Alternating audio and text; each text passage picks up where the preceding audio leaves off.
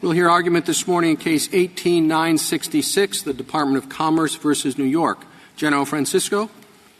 Mr. Chief Justice, and may it please the Court. In March 2018, Secretary Ross reinstated the citizenship question that has been asked as part of the census in one form or another for nearly 200 years. The district court's invalidation of that decision was wrong. I'm sorry.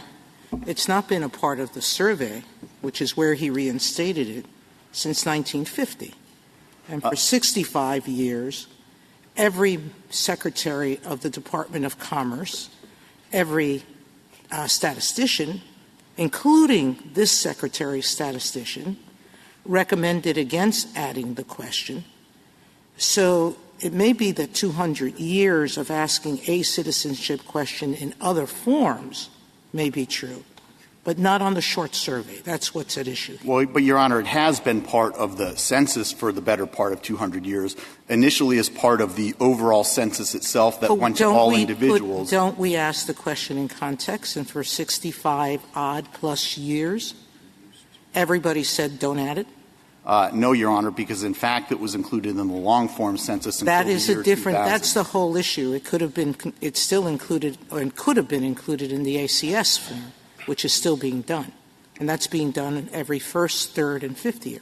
Yes, Your Honor. But it has been part of the census in one form or another for a very long period of time. So the question now before us The question, therefore, is two things.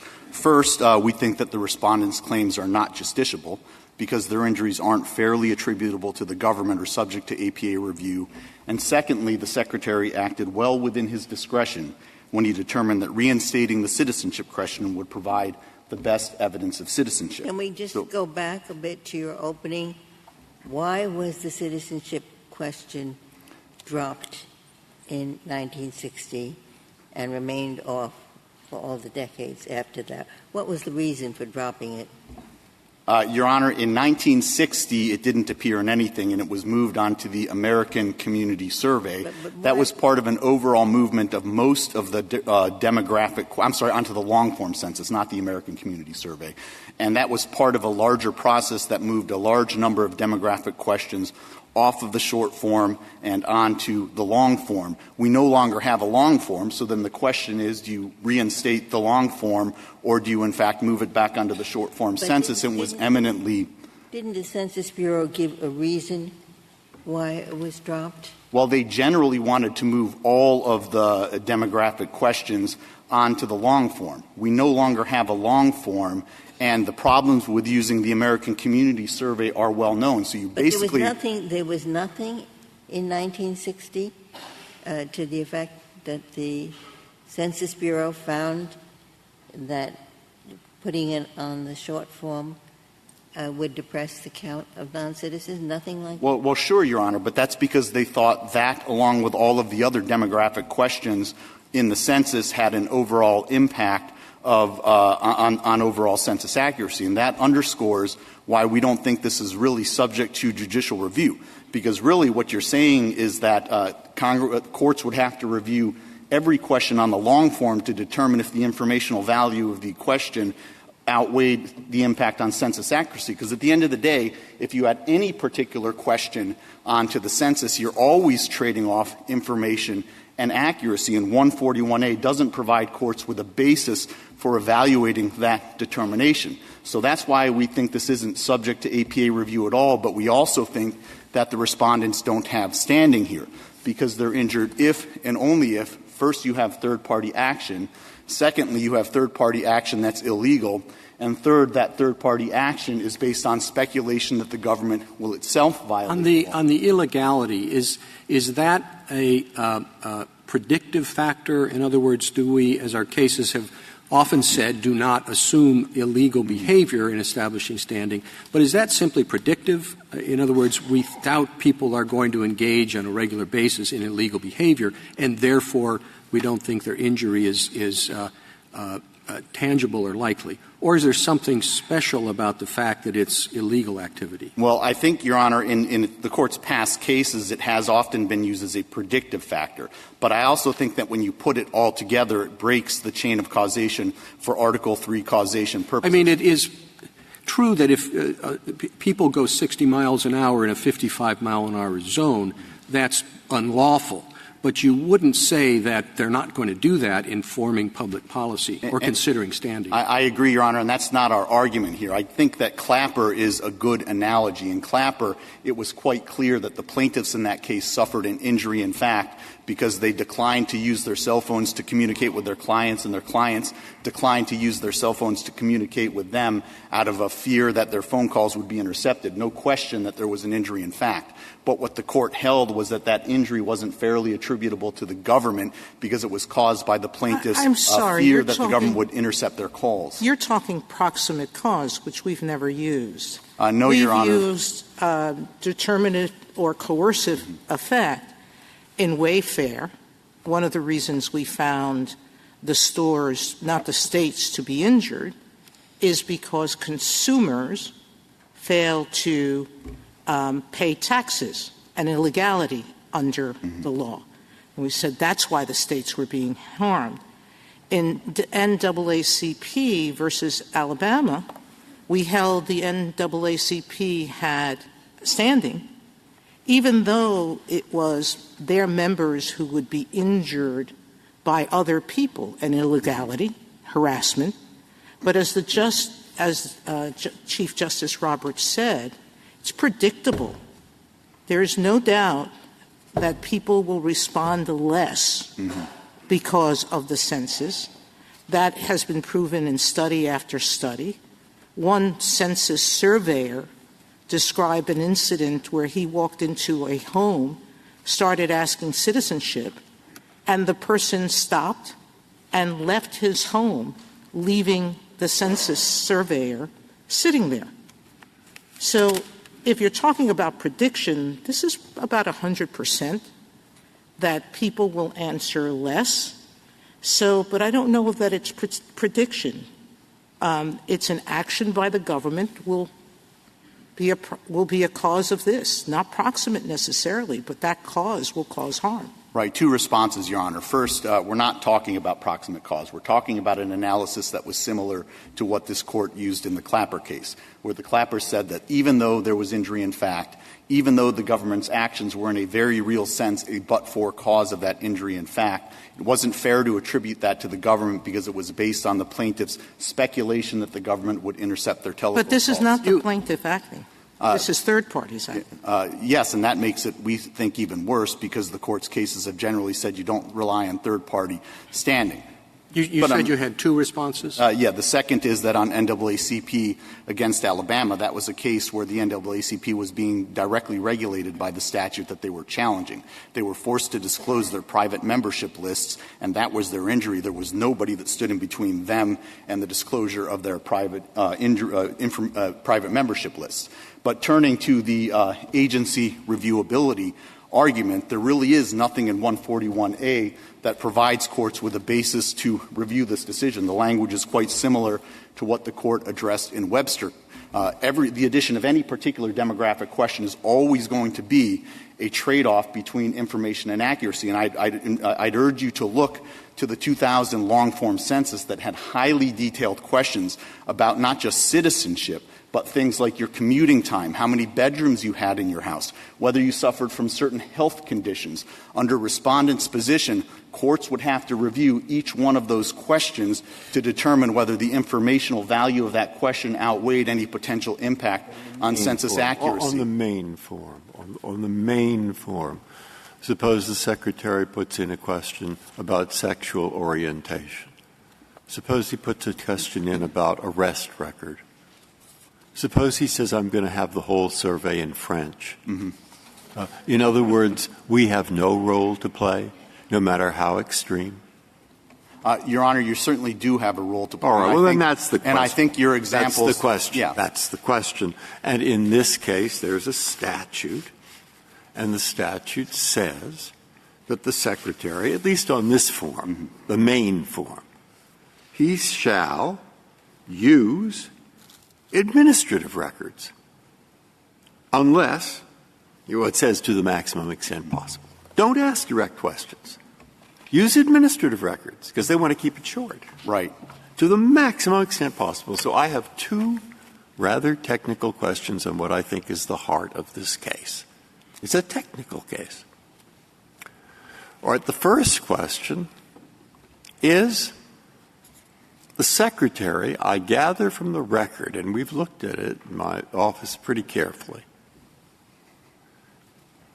is told by the Census Bureau in 3 studies that if you ask this question on the regular form, you will get back fewer answers. And they extrapolated to do that from the other surveys and so forth, and those extrapolations, holding for everything constant, showed that the non-citizens often didn't say they were non-citizens. Mm-hmm. And some didn't return it at all. Now, I haven't seen any evidence to the contrary, so I'm asking you where the evidence is on that. Sure. And as to the second, same question. The second is that several surveys, including Dr. Abowd, told the Secretary, Mr. Secretary, if you add the question to the census, the short form, the direct form, you will discover that even the information you want about citizenship is worse than if you just look at the administrative record. Now, how can that be? Sure. Well, A, they say 13 million people, it'll be a wash because you won't get information either way. They won't return it and you don't have it over on the administrative part. But as to 22 million, which you highlight in your brief, yeah, what about them? And as to them, what Dr. Abowd says he says, and I saw it in the record, he says, as to those 22 million, I'll tell you what, you just look to the census returns and you're going to find it not that accurate because some are not going to tell the truth. Right. So go look at the administrative returns. They won't be there, but we'll model them. Now, the question is, which is more accurate as to citizenship? Sure. The models over here on the administrative part or the answer to the questions on the census part? And here's what Dr. Abowd says. 22 million, he's asked. If you follow your practice, you'd use a survey response, not model it. Is that right? That's right. And in your opinion, that would be less accurate than if you just went with modeling over on the administrative part. That's correct. And the conclusion of the Census Bureau remains that adding the question over here, even if you use the administrative part too, produces worse data on citizenship than just using the administrative data alone. That's the question. Yep. Answer from the expert, that's correct. So I read that, and it's, the judges below have listed 14 other examples or 40 other examples of many other examples, but that's the most direct. So where in the decision memo did the Secretary address that problem? So sure, Your Honor. Both problems. Yes, yes. And I'd like to address that evidentiary issue first, and then I would like to come back to your question about Section 6C of the statute as well. If you look at the Joint Appendix, page 148, the Census Bureau staff specifically told the Secretary, and here I'm quoting from it, that it, quote, cannot quantify the relative magnitude of the errors across alternatives, and he's talking about alternatives C and D at this time. So what he was saying was that I don't know if the response error from asking the question is going to be more or less than the prediction error. He said just what you said. He said I cannot quantify it. And that means he can't put scientific numbers. Of course, they said that they wanted 2 years to test it. But they can't quantify it. But we do have 3 studies. And those studies look at what happened when you asked this question before, and what happened when you asked this question before is the response rate fell. And so if I could complete my answer, what the Bureau staff told him was that they didn't know which one would be better or worse. So what the Secretary Where does it say Sorry. that? Where does it say that? Maybe you could, if you don't mind, maybe you could complete your answer. Sure. That is specifically, Your Honor, at page 148 of the Joint Appendix, where it specifically says and explains that it cannot quantify the relative magnitude of the errors across the alternatives, alternatives C and D at this time, because it didn't know if the response errors from asking the question would be more or less than the prediction errors from the model. So what the Secretary knew was two basic things. They have prediction models. They say multiple times, at least 3 if not more, that alternative D, which was the Secretary's alternative, and their alternative C, so everybody's clear, C was simply to use administrative records. D was the Secretary's idea of adding the question to the survey plus administrative records. And on the prediction models, which is what scientists can do, each and every time they said D would be less accurate than C. Now, except for the one time where it mattered, Your Honor, in the key differences memo where they specifically said that they did not know if C was better than D. And so what the Secretary knew... No, that's not what he said. He said exactly you can't... the words comparative errors have a different meaning than you're giving it. Comparative errors are, I'm comparing this type of error to that type of error and what they compare each other to. You can't do that to a scientific certainty.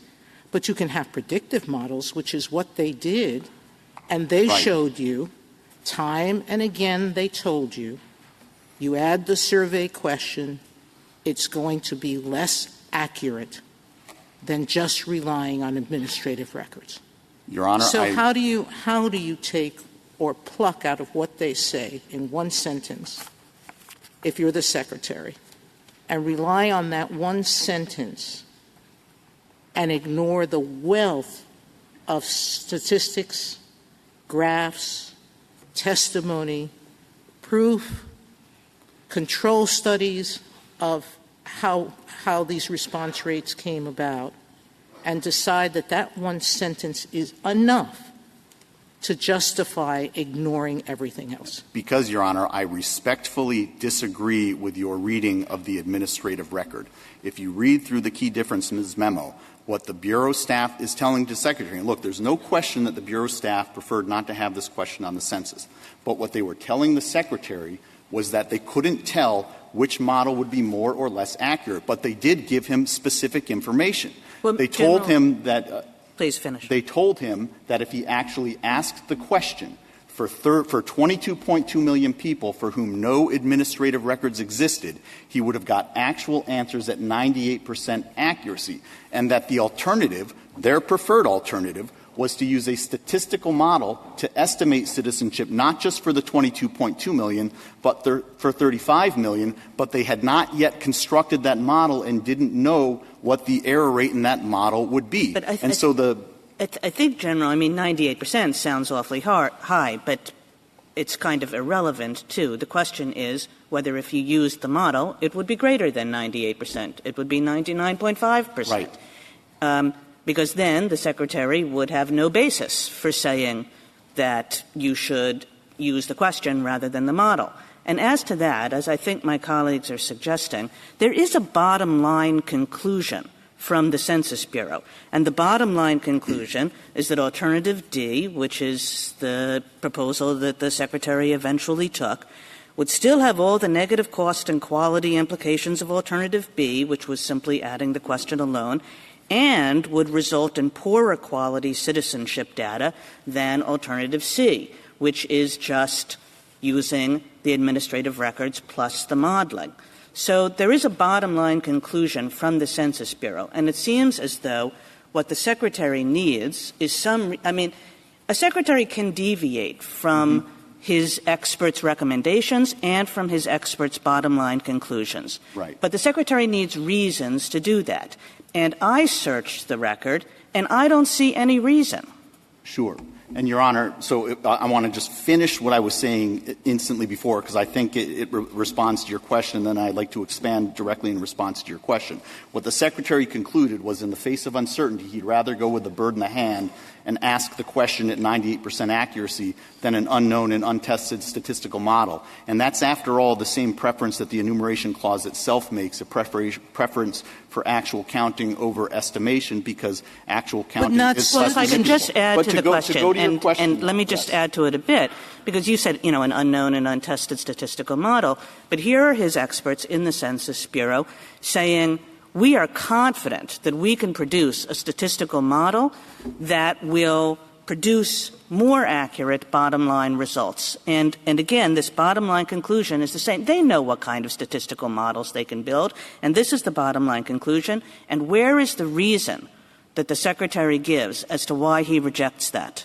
So there are a couple of reasons, Your Honor. First of all, although they had a high confidence that they could create a good statistical model, they were not able to tell him that they thought that that model would be any better or worse than estimation. They never were able to say that it would beat that 98% number.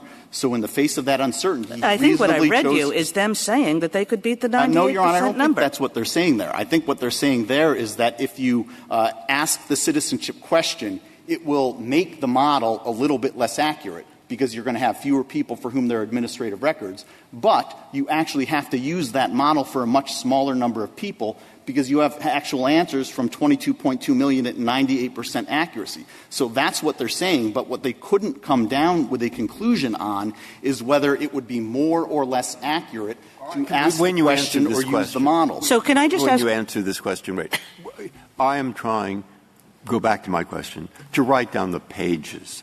I'm not going to, resolve this right now.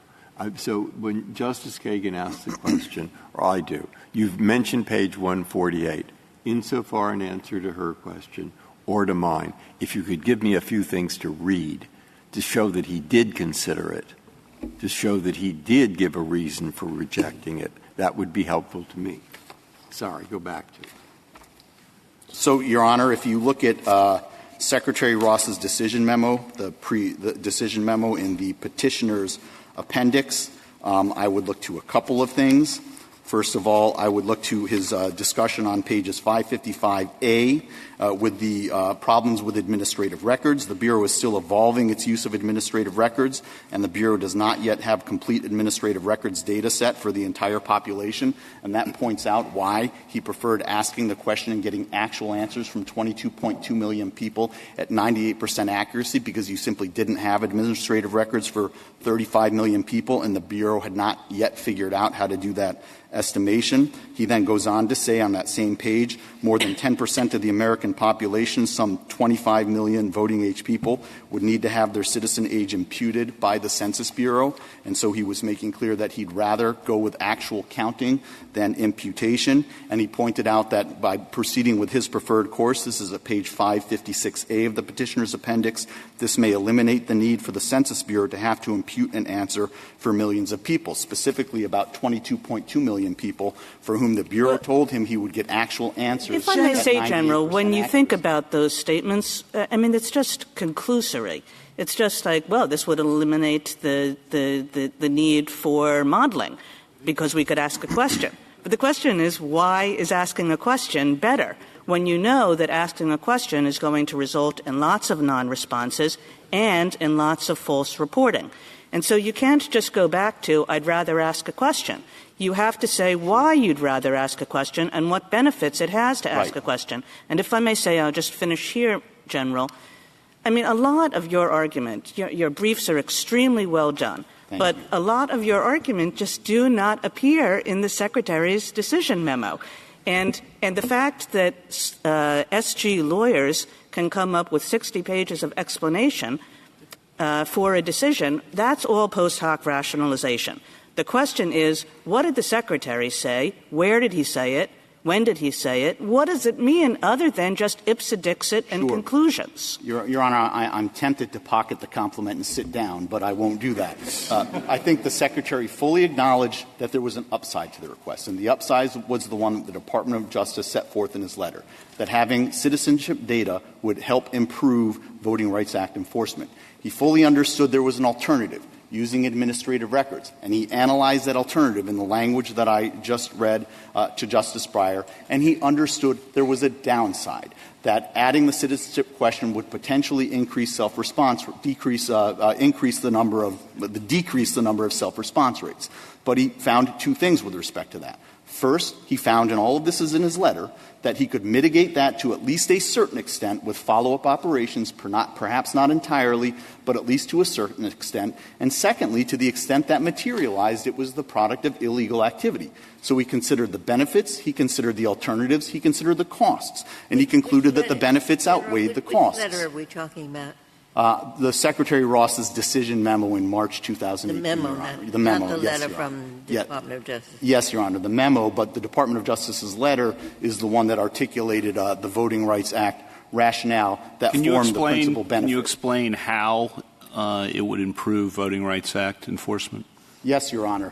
One of the critical elements of Voting Rights Act enforcement is something called Citizen Voting Age Population, or CVAP. Right now, everything for CVAP comes from the census with the exception of citizenship. So population, age, race, all of that comes from the census except for citizenship, the C in CVAP.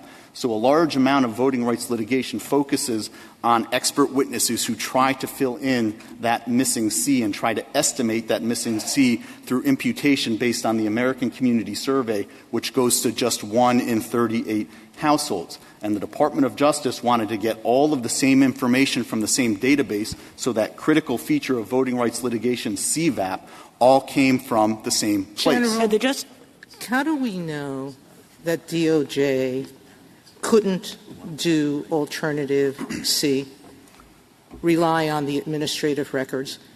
The one thing we do know is that the Secretary went to the department, went to DOJ at the beginning and asked them for help in adding the citizenship question. They initially said no. At least their lower level people said no. Told them to shop it to DHS and see if DHS wanted the citizenship question. DHS said, not our work. Go back to DOJ. They go back to DOJ. The people they're in touch with, that are not low level, but they're not the highest level, say no. And Secretary of Commerce speaks to the head of DOJ at the time, and the head of the DOJ says, we'll give you anything you need. They do a letter. The letter says the ACS is not enough.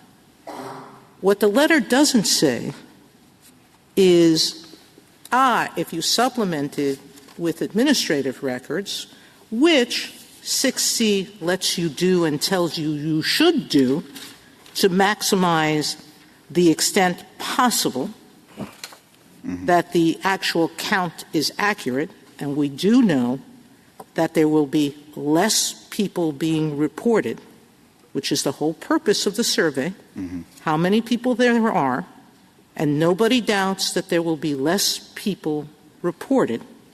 That's a maximum need of the Census survey report, not citizenship. Let's not confuse the two things. The enumeration is how many people reside here, not how many are citizens. That's what the Census survey is supposed to figure out. DOJ needs citizenship. But when the Bureau asks DOJ, not the Secretary, to meet so they can discuss why the administrative records are not good enough, they say, we don't need to. So tell me, in that sequence, how does the Secretary know the answer to that question? Sure. So a couple of responses to that, Your Honor. I'm going to start with the 6C issue because I know that was of interest to Justice Breyer as well. And under 6C, under my friends on the other side's position, you actually couldn't even ask the citizenship question on the American Community Survey.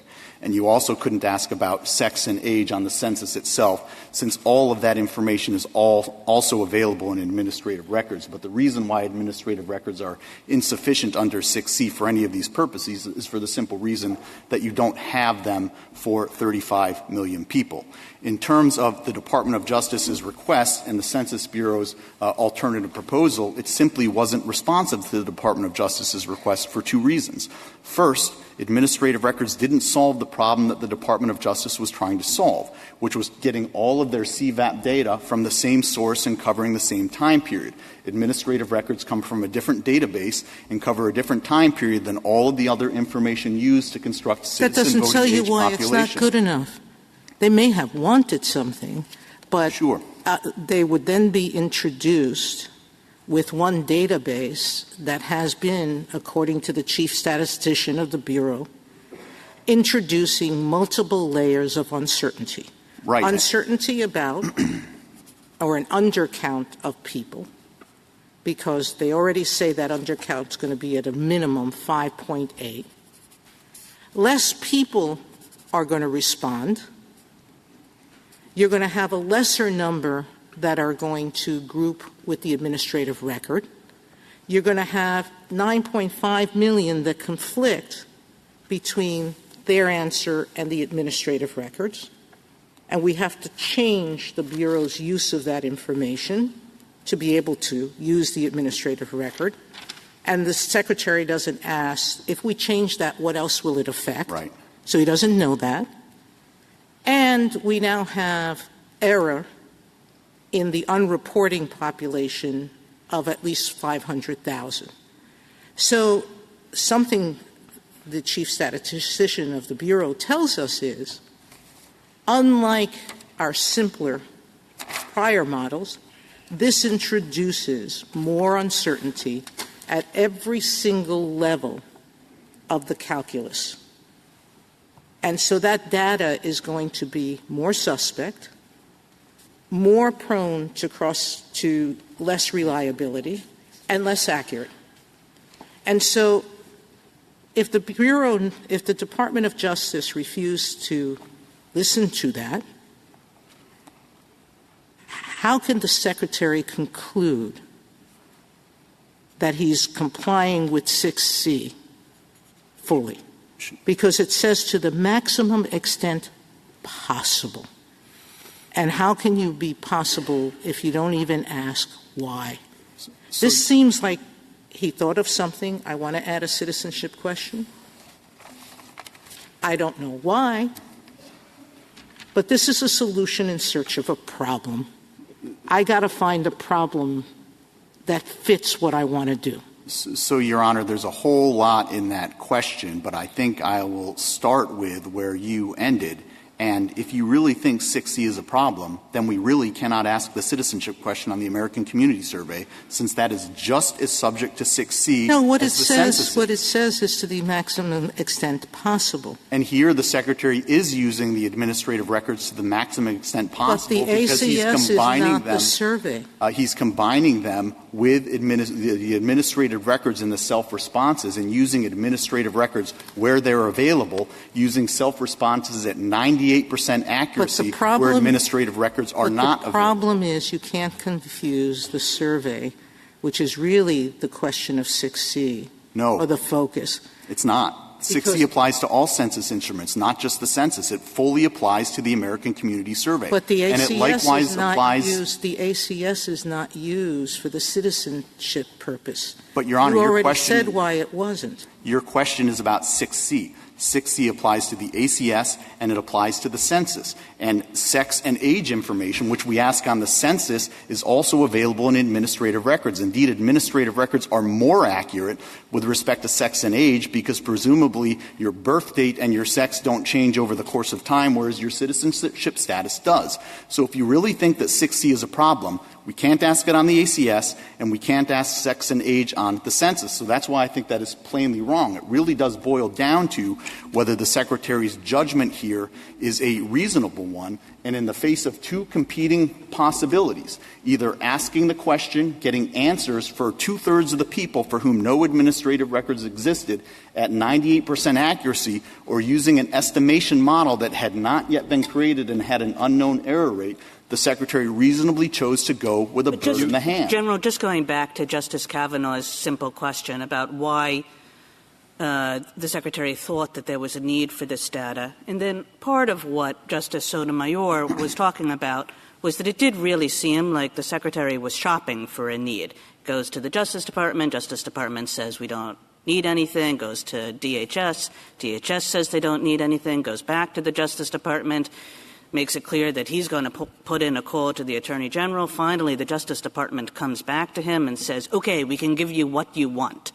So you can't read this record without sensing that this need is a contrived one. Nobody had, there have been lots of Assistant Attorney General in the Civil Rights Division that have never made a plea for this kind of data.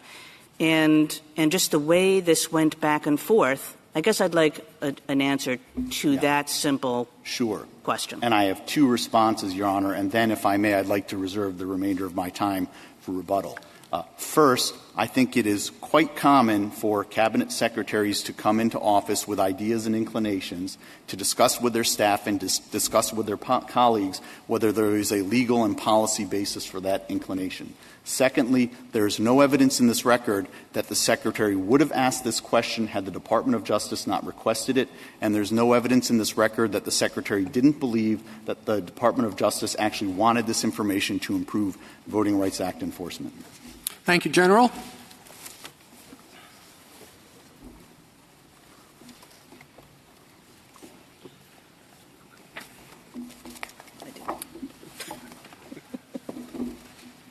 General Underwood.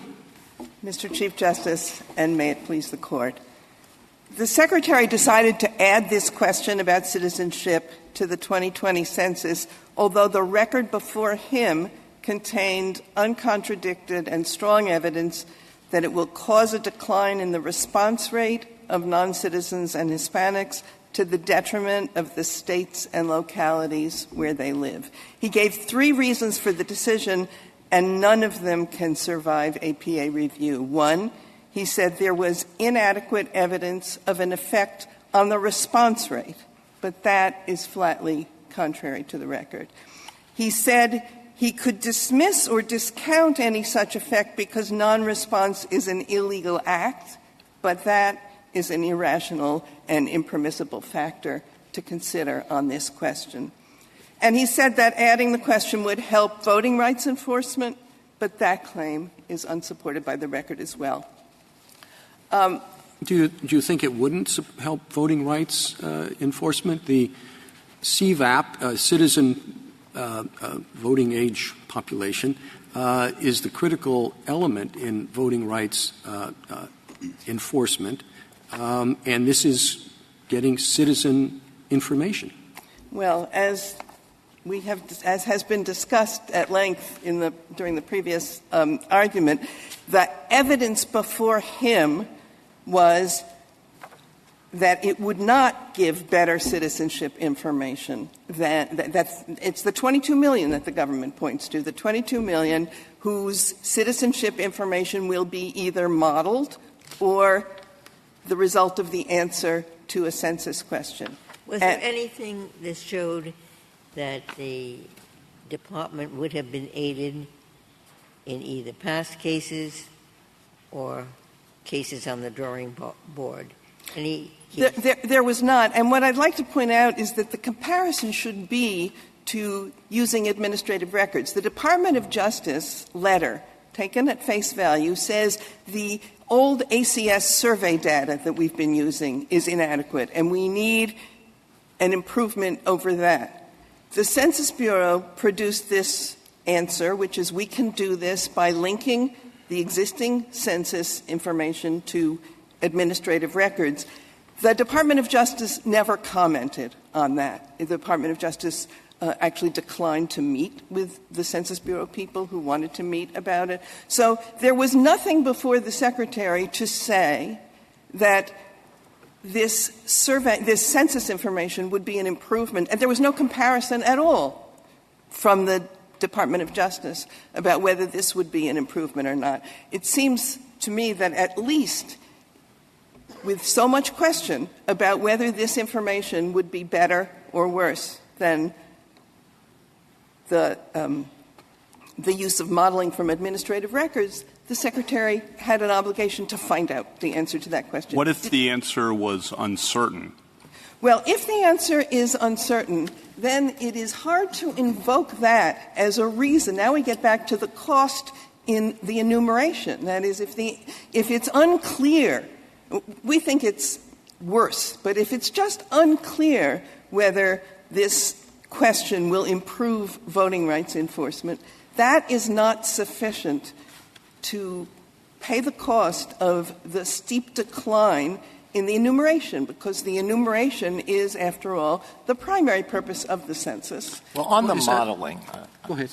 On the modeling, there was a lot of talk during the first part of the argument about, I think it's 22.6 million people who it is predicted would answer the citizenship question, and as to whom there is not administrative data. And there was an estimate that those answers would be 98% accurate. And the comparison then has to be between that 98% predicted accuracy rate and whatever the accuracy rate would be for the model.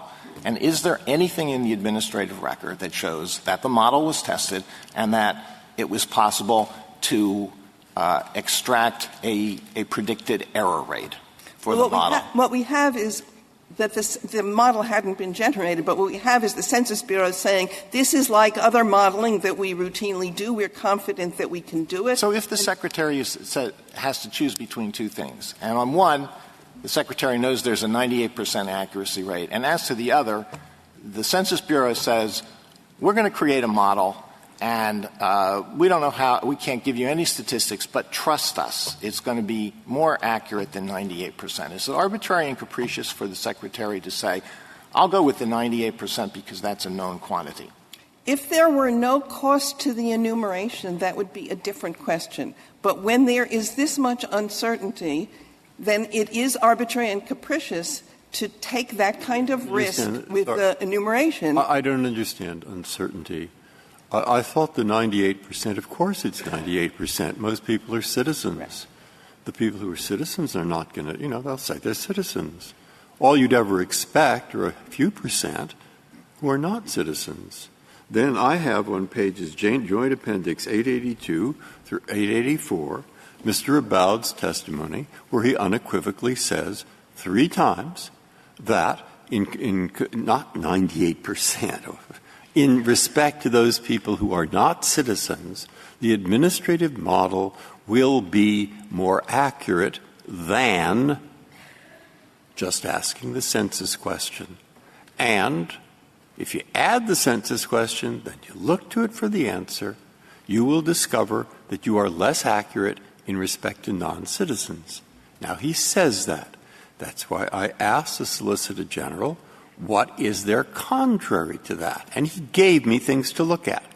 And I would say the most contrary thing, which I want to ask you about, is Dr. Aboud at the trial said, quote, there's no credible quantitative evidence that the addition of a citizenship question will affect the accuracy of the count. All right, that's what he said. Now, I'm sure in their reply brief they pointed right to that. We can't simply ignore it. And so I want to hear what your answer is to that, which the government says is contrary evidence. If you look at that testimony in context, it is perfectly clear that what he is saying is that he didn't have enough evidence for a firm quantitative statement meeting scientific standards. He actually defined the term credible quantitative evidence. And if you'll bear with me, he said, it's evidence that is specifically related to the insertion of a citizenship question into the otherwise planned 2020 census that identifies the citizenship question itself as the likely or one of the causal elements associated with changes in the outcomes and that would stand up to extensive peer review within the Census Bureau and with the scientific community. That's the evidence that he found was not available? Yes, that's right. He said he didn't have enough to quantify in accordance with peer-reviewed standards. He didn't say there would be no effect. He said, I don't have enough to give what I believe as a scientist to be this term, credible quantitative, to make a credible quantitative evidence. Can I ask? I'm sorry. Please finish. And my point is that at the same trial, if we're going to look at the trial testimony, at the same trial, other experts said, maybe so, but there is enough evidence to make a different kind of judgment, not a firm, scientific, quantified judgment, but a judgment. Do you think it's proper to look at the trial record on this issue? There's a lot of citation in the respondent's brief to trial testimony. Aren't we reviewing the administrative record? We are. Well, as for standing, we're reviewing the whole record. That's correct. But as to the arbitrary and capricious review? That is correct. But that would make this statement also of Dr. Abboud off the record, off the administrative record. Can I ask a... Yes, please. Please finish. No, going back to your question, while I think there is good evidence and nothing contrary that this 22 million would be more accurately identified by the modeling than by the census, I think it is sufficient for this purpose to treat it as somewhat uncertain, because it is uncertainty with respect to the discretionary part of what the Census Bureau does, namely collect extra information. The core function of the census, not of the Census Bureau in all its actions, but on the census form. The United Nations recommends that countries ask a citizenship question on the census, and a number of other countries do it. Spain, Germany, Canada, Australia, Ireland, Mexico ask a citizenship question. And the United States has asked a citizenship question, as you know, in one form or another since 1820, excluding 1840. And again, long form at times in more recent times, and then on the ACS since 2005. The question is, does that international practice, that UN recommendation, that historical practice in the United States affect how we should look at the inclusion of the citizenship question in this case? The same guidance from the UN also says to be careful to test questions to make sure they don't interfere with the enumeration. It says you need to make a judgment in context. It may be that those countries either haven't examined or don't have the problem that has been identified, the problem of depressing the enumeration that the United States has. It's certainly something to look at. But you agree it's a very common question internationally. Well, it is certainly useful information for a country to have, and I'm not suggesting at all that that information shouldn't be collected. The question is whether it should be collected on the very instrument that is, whose principal function is to count the population when we have such strong evidence that it will depress that count, make it less accurate, and make it less accurate. Well, the principal purpose, you're right, the principal purpose is to count the population, but we've had demographic questions on the census. I don't know how far back, but certainly it's quite common.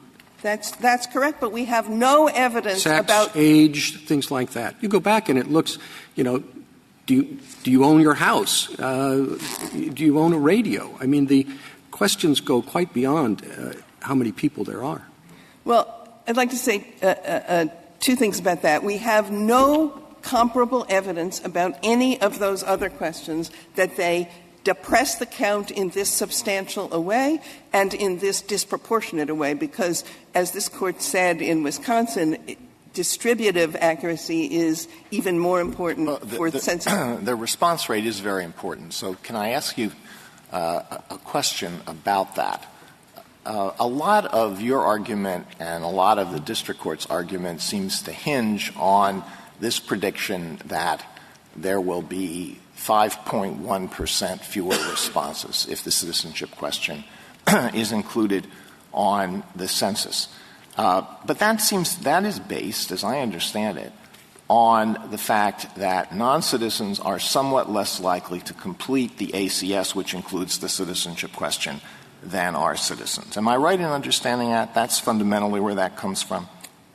It's not about not completing. It's about it's not about skipping questions out of form. Not it's responding. About not responding. That's correct. Okay. They're somewhat less likely to respond to the ACS than are. The ACS in one study and the long form in another. Okay. But what jumps out is the fact that citizens and non-citizens differ in a lot of respects other than citizenship. They differ in socioeconomic status. They differ in education. They differ in language ability. So I don't think you have to be much of a statistician to wonder about the legitimacy of concluding that there's going to be a 5.1% lower response rate because of this one factor. But maybe there's something more there. So what does that analysis miss? A couple of things. The strong empirical evidence that is the basis for that judgment, which, by the way, has not been contested by the government. The government has other things to say, but does not contest this decline. I thought they did, but in any event, go ahead. Come back to that. Is a retrospective review of comparing, in one case, for 2010, the short form census and the ACS. And in 2000, it was to compare the short form and the long form census. It's a comparable comparison. In each case, the longer one had a citizenship question on it. In each case, everyone, population groups notwithstanding, there was a decline from the short form to the long form. But there was a much greater decline among Hispanics and non-citizens. But, counsel, isn't Justice Alito have a point to the extent that there could be multiple reasons why individuals don't complete the form? And well, we haven't. Sorry, go on. No, that's plenty of interrupting.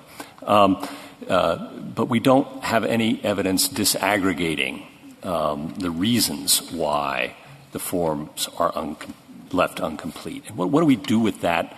I mean, normally we'd have a regression analysis that would disaggregate the potential causes and identify to a 95th percentile degree of certainty what the reason is that persons are not filling out this form, and we could attribute it to this question. We don't have anything like that here. So what are we supposed to do about that? Well, I think there are a few things to say. And let me just throw in one other question. I know your light's on, but I really wanted to get it to you, and I'm sorry we haven't gotten there. And that is, what do we do also, and it's totally different, so I'm really sorry. What do we do with the fact that, as I understand it, some of the respondents and other people in litigation have complained when folks have relied on the ACS to extrapolate citizenship for purposes of redistricting, and in fact argued that we should rely only on actual census data. And I understand respondents have made that argument in litigation. So what do we do with that? There are a lot of complaints about the ACS. The Census Bureau's proposal to use administrative records solves most of them. It's not a question of just the ACS, which is a survey about which there have been many complaints, and putting the question on the census. The Census Bureau is they are data experts. There are many ways of trying to collect data. The question in this case is whether doing it on the census form is warranted, even though it causes such a harm to the count. Now, that brings us back. I thought that Dr. Aboud's testimony, or at least the letter somewhere I read, that they controlled for all of the other reasons that Justice Gorsuch was mentioning as reasons why people would not complete. Well, they certainly controlled for the length of the form. That was not just that. On page 110 of the joint appendix, it says whether the response that they're much greater. It says incomparable rates for other demographic variables like sex, birth date, age, race, ethnicity. So I thought that that was an effort to control for the things that Justice Alito mentioned, insofar as they're relevant. It was. The only limitation on it was that they had to deal with data that already existed. Dr. Abad wanted to do a random control test of this question and wasn't permitted to do so. No, that's a different issue, isn't it? What Justice Breyer mentioned. It's the decline in the response rate based on those variables, but it doesn't, as Justice Gorsuch says, disaggregate the many factors that could explain a decline when you're distinguishing between citizens and non-citizens. Well, it did try to control for other properties that citizens have and non-citizens have. It's fair to say we don't have this isolated, though, isn't it? They did their best. There is some degree of isolation, enough to enable them to believe that they had isolated the factors that people thought of as plausible. Yeah, I mean, there are a million factors. Yes. There's pet dogs, yes. I mean, there are cats. And so if, in fact, there were some factors that are relevant, which were not in the data, because they only controlled for 6 other factors instead of 600, I would expect somewhere in this record someone to have written that there were these other factors that also should have been controlled for. I know what you're going to say. Unless I'm wrong, you better not tell me that I am right if I'm not. I could not find any such place in the record. Nobody proposed, that I know of, proposed factors that might be alternative explanations that should have been tested for. And would it be right to say, General, that it was the Census Bureau's conclusion, a bureau full of statisticians, yes, that it was the citizenship question that was driving the differential response rates? That is correct. Are there other questions on the census for which the administrative records provide more accurate information? There is nothing in the record about that. Well, then I don't want to hear about it. Okay.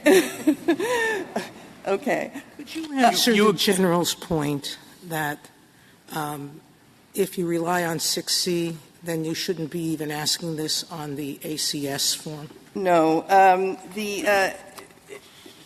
For one thing, in order to do modeling, in order to do sampling, they need some survey data to compare it to, and so some judgments can be made, and the judgment might be made that the ACS or some questionnaire that doesn't involve harm to the count, that is sampling or some other form of less than universal questioning, that testing questions on that kind of instrument is the way to do it. Thank you, General.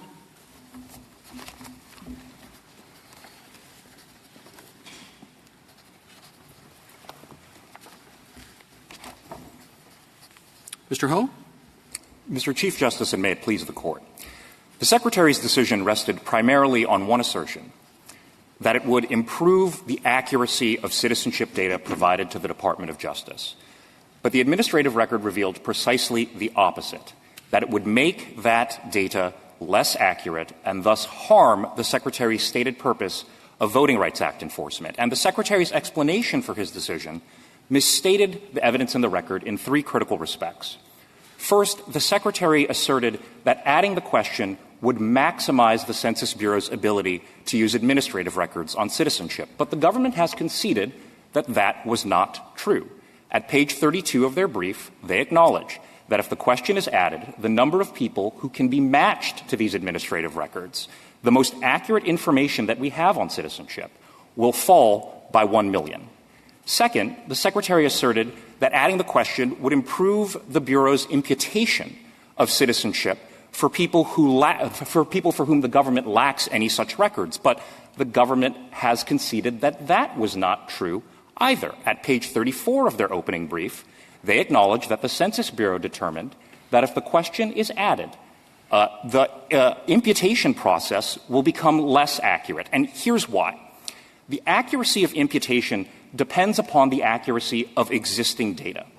Federal administrative records are based on a person's legal documents of their citizenship and thus are quite accurate and reliable for this purpose. But the citizenship question is not.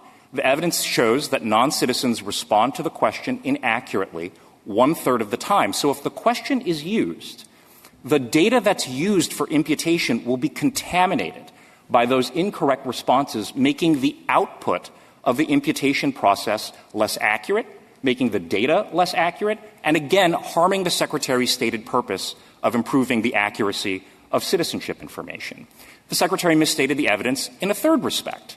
He asserted that adding the question would fill in the gaps in 22 million for 22 million people in administrative records on citizenship, but the Census Bureau concluded specifically on the last page of their March 1st memo in the administrative record that the Secretary's decision will not solve that problem. And the reason is, again, because responses to the question are highly inaccurate, whereas the imputation process, based solely on administrative records, would be more accurate. That's reflected in the Census Bureau's bottom-line conclusion in its March 1st memo, and it's reflected in the testimony of Dr. Aboud at trial. But this takes us back, does it not, if I'm following your argument, to the 22.6 million people who will answer the citizenship question, but as to whom there aren't administrative records? That's what you're talking about? Yes, Justice Alito. Okay. And so then this is territory that we've covered. But if the Secretary is told, here's the error rate that we can expect for those who answer the citizenship question, and on the other hand, we have this model, and we can't tell you how accurate it is, but trust us, it's going to be better. Is it arbitrary and capricious for the Secretary to say, I don't want to go with this model because I don't know what the accuracy of that is? Justice Alito, respectfully, I think the Census Bureau said a little bit more than trust us. What the Census Bureau said was, we can develop a highly accurate model for this that's going to be better than getting the question wrong 1/3 of the time. Yeah, well, they said, in our opinion, this would be better, but they can't quantify it. They don't provide a specific number. They don't even provide a range. Am I right on that?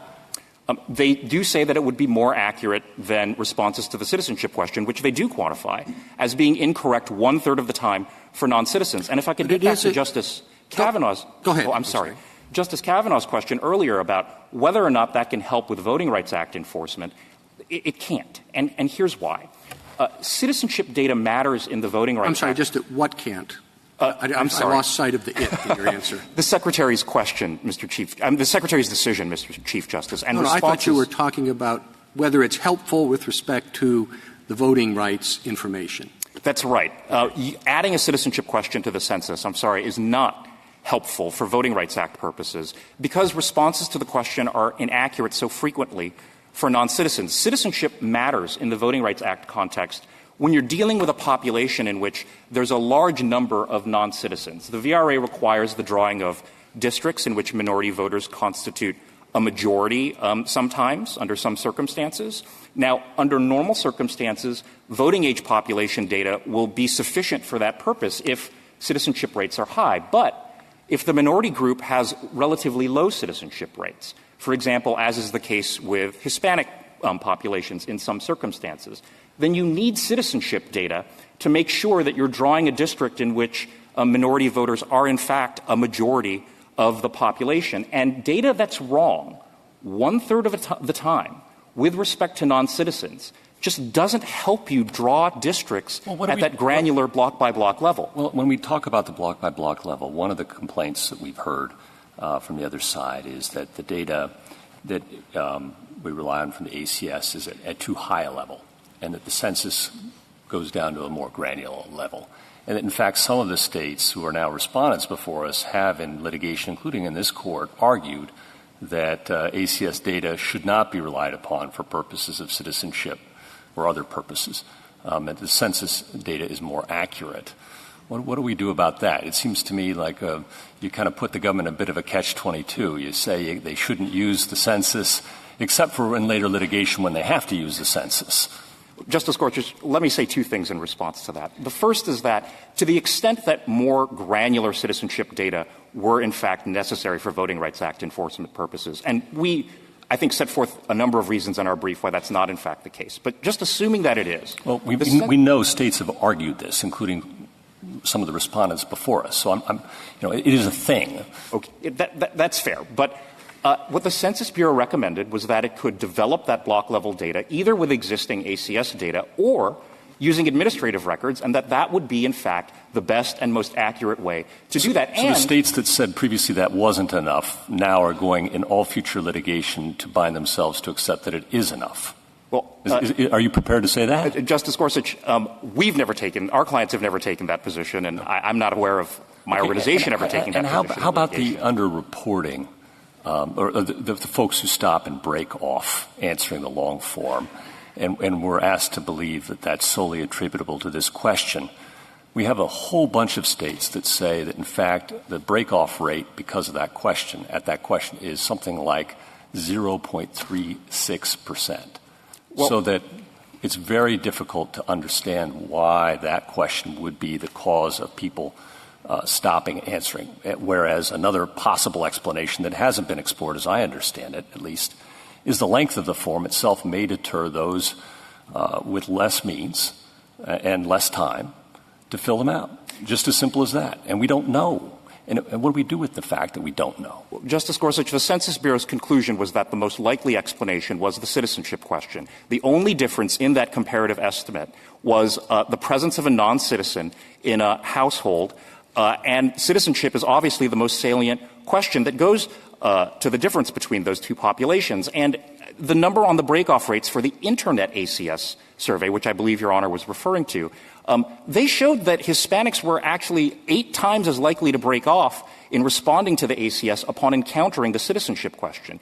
Now, by contrast, there isn't a shred of evidence in the administrative record that suggests that this question will not have the effect of harming response rates or will actually improve the citizenship data provided to the Department of Justice. But if I could make one other point in response to your earlier question, Justice Gorsuch, adding the citizenship question doesn't even solve that granularity problem that you referenced. And here's why. Because the Census Bureau can only produce estimates of citizenship at the block level. The government has now conceded that on page 18 of their reply brief, which is quite remarkable because the government's rationale for asking this question has been to provide a full count of citizenship. And because of the Census Bureau's disclosure avoidance protocols, it actually can't do that at the block level. It undermines the whole rationale for adding this question, and the Secretary didn't even address it in his decisional memo, which renders his decision arbitrary and capricious under State Farm. It seems to me — go ahead. What is the it in that sentence? What did the Secretary not address? He did not address the fact that because of the Bureau's disclosure avoidance protocols, it can only provide estimates of citizenship at the block level. If I could, let me explain why. The statute requires the Census Bureau not to disclose information that could result in the identification of a person's census responses. If you have 100 people living on a block and the Census Bureau says, well, there are 100 citizens there, you will have necessarily identified all of their census responses. So what the Bureau does is it alters demographic totals for census blocks before publishing them. That means that that data is an approximation. It's an estimate, just like the ACS data that the Department of Justice currently relies on. And here's what's critical. Well, this gets really, really technical, but, I'm sorry. No, go ahead. That's fine. Okay. Thank you, counsel. Thank you, Your Honors.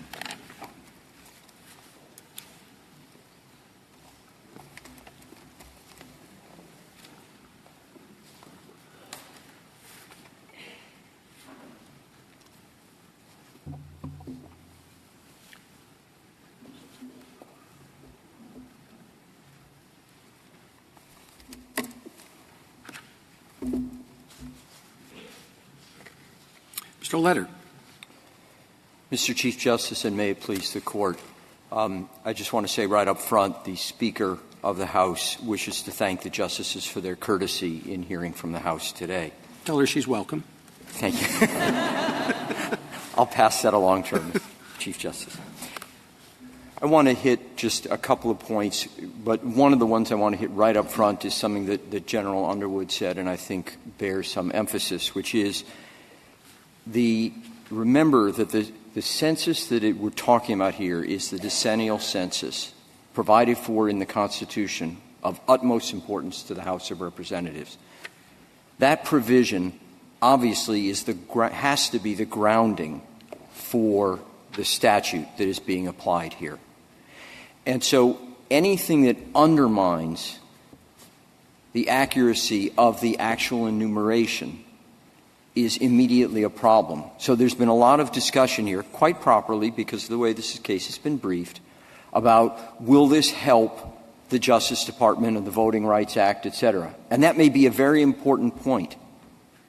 But it is not why the Census Bureau carries out an actual enumeration, which goes to the apportionment of representatives among the states and then distribution within the states. So if there is something that undermines the accuracy of that count, even if it's important for other reasons, that is both a statutory violation and therefore a violation of the Administrative Procedure Act and a constitutional violation. Now, this Court does not have to reach the constitutional question because it is a statutory violation. But do you think that any decrease in the actual count, if you add any question beyond counting people and that decreases the actual count to any degree, then that additional question is improper? Justice Alito, I'm sure that the Court would find there's a de minimis exception. There's no doubt about that. So where this Court would draw that line, I don't know. What I can tell you, and I'm sure you know this, but I'll just from this Court said in the Wisconsin case that the question there was, could a statistical adjustment be made? And this Court set the standard of what actual enumeration means, and it says a reasonable relationship to the accomplishment of an actual enumeration. And this discussion about the importance of voting rights data obviously does not bear a reasonable relationship to the accomplishment of an actual Mr. Letter, I'm sure you've given this some thought, but I know you have. In terms of assessing what a reasonable relationship is, what do we do with the history and the fact that this question has been on for what a long time was the only form in the census through almost all of our history. And it continues to be asked today on the long form or in the ACS. It's not like this question or anybody in the room is suggesting that the question's improper to ask. It's in some way, shape, or form. And what do we do as well with the evidence of practice around the world? And virtually every English-speaking country and a great many others besides ask this question in their censuses. So I'm sure you've given consideration, thoughtful consideration to those questions. Absolutely, Your Honor, although I can tell that you also have. First of all, I don't know if the other countries that are listed, for instance, in the UN recommendations, have an actual enumeration clause written into their constitution that is of paramount importance. So I'm not sure that when the UN made that recommendation that matters for the United States. Second, Your Honor, there are other factors that would undermine actual enumeration. There is no evidence in the record here. As the Chief Justice pointed out, we're dealing with a record here. It may be that some people find questions about gender now offensive, or maybe in the future that will be deemed offensive, and that would undermine the accuracy of the actual enumeration. We don't have any evidence on that. What we do know, Your Honor, as you quite correctly pointed out, we have a history of this. But what we do know now is the experts right now say that this question, if it is put on the form, which, remember, is the only form right now for the actual enumeration, that will make the undercount worse. Mr. Leonard, the Congress has the primary control over what the census will be, not the executive. And Congress has been alerted to this citizenship question for some time, and it has done nothing about it. So one question is, who should decide? Congress is silent. Should the court then step in? It's a very fair question, Your Honor. Two responses. One, I think that this is a very ironic point for General Francisco to be making. He has emphasized in his briefs Congress knows about this. Congress should do something. The Court can take judicial notice of this because it's in the public record. The Secretary of Commerce has been called before Congress to explain what he did here, and Assistant Attorney General Gore, the one about the author of the request by the Justice Department, has been called to Congress. They have been declining to answer. They're not giving Congress the information it requests because they say there's litigation going on. And I repeat, this is a matter of public record. So it's ironic for General Francisco to be saying, this is for Congress. Well, if that's for Congress, obviously the House needs the information, and yet we're being told we can't have the information because it's only for you. I thought all the information available, as I understand it, leads to only one answer. And so why isn't that answer sufficient for them to take whatever action they consider appropriate? I'm sorry, Chief Justice. Well, we've been told there was no basis for the Secretary to make any decision other than the recommendation that was submitted to him by the Bureau, because that's the evidence. That's the scientific evidence. And so there's no room for the exercise of any discretion. So what more information does the Congress need to address the problem? We want to know what you decided otherwise. Why did you decide? As we know, his letter provides not, a memo provides not much information. The justices here today have been asking these key questions. So we want to know what made you what made you decide this? Was this just a political decision? I thought Justice Ginsburg's question went more to why doesn't Congress prohibit the asking of a citizenship question in the same way that Congress has explicitly provided that no one can be compelled to provide religious information. Right. And so that is something that Congress could attempt to do, yes. And that is one of the things that would be asked about. But as we know, that doesn't stop this Court from interpreting the statute and the Constitution. As we know, this Court is the final word on the Constitution. On the statute, I had one question, which is you make a good first principles point about enumeration being the purpose of the census. But it turns out that the census, as you know, has been used for lots of other statistical and demographic collection purposes throughout our history. So it's not just for enumeration, and the statute that Congress has passed gives huge discretion to the Secretary how to fill out the form, what to put on the form. So how are we to think about enumeration when the history and the statute suggest that there is more than just enumeration that's at stake here? Your Honor is exactly right. The census information, census data are used for all sorts of things that are very important. Remember, the Census Bureau does things way beyond just the decennial census actual enumeration. But again, this Court was very clear. And by the way, the other thing is, General Francisco has argued no review. This Court has reviewed how the actual enumeration is taking place, I think, about 5 times. So there's clearly judicial review here. Well, assuming there is review and assuming it's arbitrary and capricious, as you know, it's deferential. Yes. And the question, I think, here is a policy judgment that it's more important to get accurate citizenship information even at the expense potentially of a slight decrease potentially in response rates. And the question is, given the statutes, why does that judgment fall below the standard of reasonableness in assessing the different policy considerations? Our position is that, 1, the Justice Department can get this information elsewhere, as we know, but 2, you can't undermine the accuracy of the actual enumeration in order to get information for the voting rights. So the constitutional backdrop, I think if I'm translating your argument, means that anything that would undermine the enumeration is impermissible and unreasonable. I believe so, Your Honor. And the only addition I would make to that is, as I said to Justice Alito, undoubtedly there's a de minimis determination. But again, this Court is the expert on the Constitution. Thank you, counsel. 4 minutes. General Francisco. Mr. Chief Justice, thank you. I'd like to make 4 points. First, on the disclosure avoidance protocols, we discussed those at our reply brief at page 17.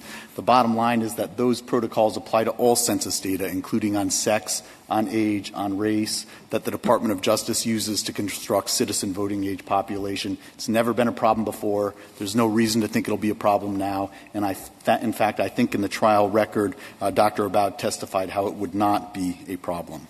Second, I'd like to point Your Honors to the key differences memo at page 148 of the joint appendix.